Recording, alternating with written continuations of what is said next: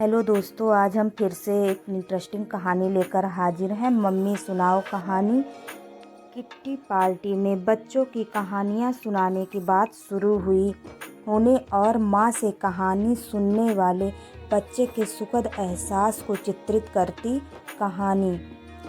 Kitty party जमी हुई थी। अचानक बच्चों की कहानियाँ कहने की बात चली तो मिसेज रावत ने कहा, भाई कहानी वहानी तो हमें आती नहीं, फिर घर में दादा दादी किस लिए हैं, इन लोगों से कुछ तो कराना ही चाहिए। यह सुनकर सभी महिलाएं हंस पड़ी।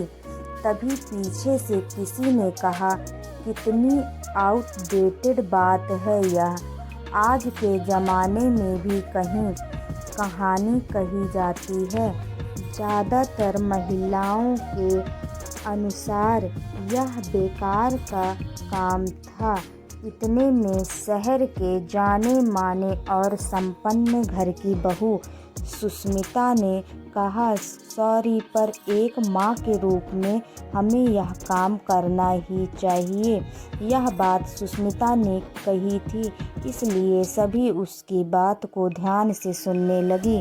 सुष्मिता ने आईपैड निकालकर एक समाचार दिखाते हुए कहा, पूरी दुनिया में एक नया ट्रेंड चल रहा है। माएँ रोज़ रात को अपने छोटे बच्चों को एक कहानी सुनाती हैं, वह भी अपनी मातृभाषा में। साइकोलॉजिस्ट का कहना है कि बच्चों के साथ इस तरह समय बिताने से आपका जुड़ाव बढ़ता है। थोड़ी देर पहले बोरिंग लगने वाली एक्टिविटी करने के लिए अब सभी तैयार हो गईं। श्रुति पहले से ही सुष्मिता से अनुभूत थी।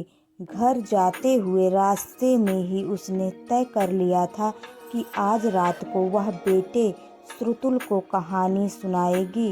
डिनर के बाद वह बेटे श्रुतुल के बेडरूम में पहुंची। इस तरह अचानक रात को कमरे में मम्मी को देखकर श्रुतुल हैरान रह गया। आते ही श्रुतु ने कहा कि आज वह उसे एक कहानी सुनाएगी।